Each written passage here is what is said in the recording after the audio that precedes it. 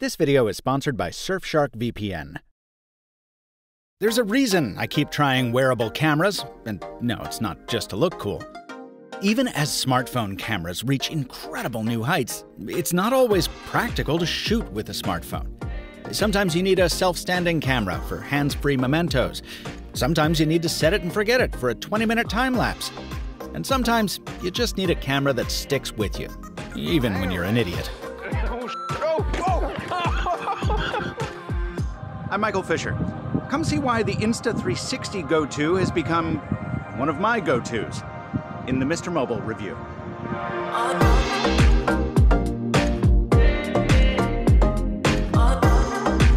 Insta360 has always made interesting hardware.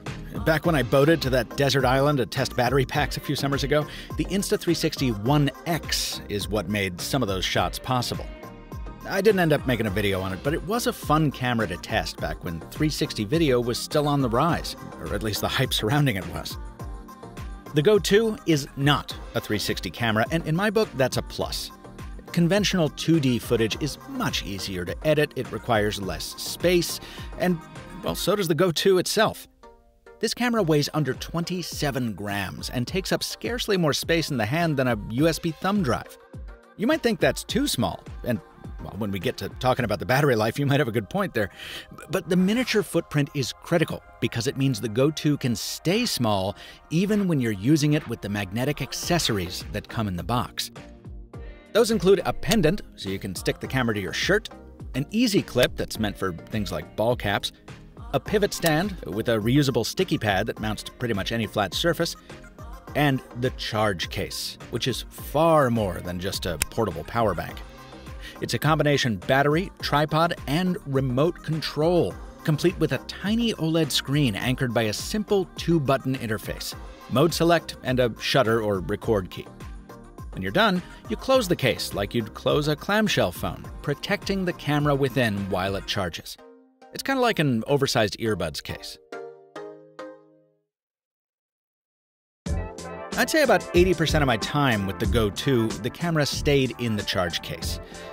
It's a little awkward because you have to hold the controls away from you while filming, and you'll get plenty of accidental derp face shots. But like Mr. Spock, you get used to it. And holding the case is much more ergonomic than holding the tiny camera by itself. Haptic feedback is here, so even if you can't see the screen, you can feel the buzz, letting you know your photo or video is being taken. And the light on the case will flash when recording. A similar LED on the camera itself serves the same function to help discourage creeps. On the bottom of the case is a USB-C port, a 1/4-20 tripod mount, and a tripod of its own. These two stalks open up like landing legs to prop up the case, so you don't need to carry a separate tripod. Well, not always anyway. You can't trust this on a windy day, and even putting it down too hastily will knock it over. These legs definitely need to be strengthened and widened on the next version. You can use the Go 2 without its accessories. The camera has a single button that you can assign to different functions, or you can pair it to your phone and use the Insta360 app as a viewfinder and remote control. But the accessories are such a central part of the Go 2 experience because they make it possible for this camera to go places other cameras just can't. Case in point, I love taking time lapses from airplane windows, but I usually just settle for a photo because it's annoying to hold your phone still for 15 minutes at a time. Well, thanks to the pivot stand, the Go 2 can just kind of stick on there for as long as its battery lasts. Ditto for long drives. You just attach the easy clip to the overhead, press record. And the magnetic pendant is great for first-person stuff, ranging from product unboxings at work to lazy walkabouts in the off hours.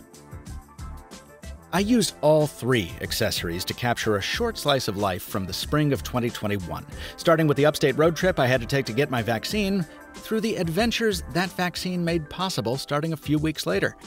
My first time back on a plane and back in a movie theater in 15 months. Capped off by a weekend of scooter joyrides back in my Virginia college town. Those samples, plus some of the Go 2's less enjoyable attributes, after the break. Advertisements. They're a fact of life, this one included. But while they may be annoying, they shouldn't be dangerous. This video is sponsored by Surfshark, which helps protect against those underhanded ads. You know those horrible pop-ups that take over your browser and try to trick you into risky clicks? Well, fun fact, those aren't legitimate ads. They're more like viruses.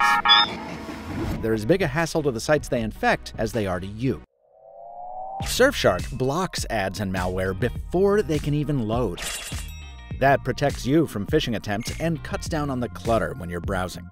Plus, it comes along with all the standard security that a VPN typically provides to protect your privacy and preserve your access to the open internet, even in countries that try to censor it. Hit up Surfshark at this link and pay as little as $2.49 a month when you sign up for 2 years using the code on your screen. Thanks to Surfshark for sponsoring this video. How you doing, friend? Good, man. How are you? Thank you, thank you.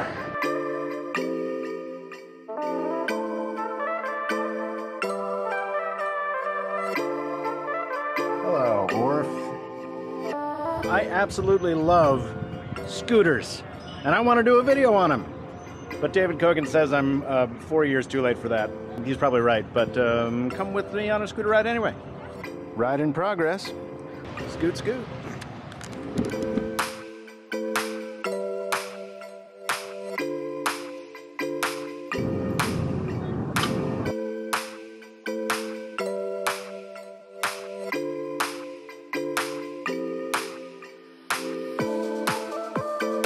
Here for the geriatric dinner special. That's right. That's right.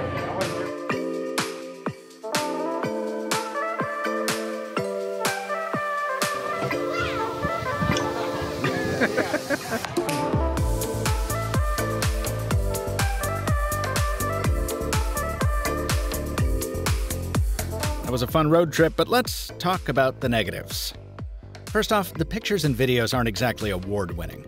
While the wide-angle lens and software stabilization each do a very good job, you don't have to get far past sunset to see the grain and noise creep in, even under a lot of artificial light. Pro tip, turn off vivid mode so you don't get the crazy oversaturated colors I did, and turn off the watermark so you're not giving free advertising to Insta360 while you're at it. I'd say it's like a smartphone camera, but honestly, most high-end smartphone cameras perform better, with greater dynamic range and more options in framing between wide, telephoto, and medium because they usually have more than one camera. Now, the Go 2 is marketed as an action camera, which makes sense given its water-resistant housing and slow-motion recording options. But where a larger camera, like a GoPro Hero 9, can last you from 1 to 2 hours of continuous filming, with resolution going all the way up to 5K, this one maxes out at 30 minutes of 1440p video or time-lapse, thanks to its much smaller battery. Now, the charge case extends that time up to about 2.5 hours, but it does nothing to increase the camera's storage, which at 28 user-accessible gigs with no expandability is, well, just not enough. I found a single day of video and time-lapse photography while walking around town filled up the camera completely. And that meant I had to get the footage off the camera to make room, which, on the road, is painfully slow. It took me 45 minutes to move a day's worth of video from the camera to the app, and then even more time to export the files from the app so they could be shared. All the while, the app is burning through the phone's battery because it's got to maintain that Bluetooth and Wi-Fi direct connection. Ugh, it's just too slow. Thankfully, you can transfer via cable directly to PC or Mac, but you need to make sure to use the USB cable that came with the camera. No other cable would work for either data transfer or charging in my testing. And that's not the only sluggish part of the experience. Every time I reconnected to the camera from the app, I had to wait at least 10 and sometimes up to 20 seconds for the connection to establish. The wait time for the camera to connect to the charging case is only about 4 or 5 seconds, but that's still enough of a pause to miss a shot.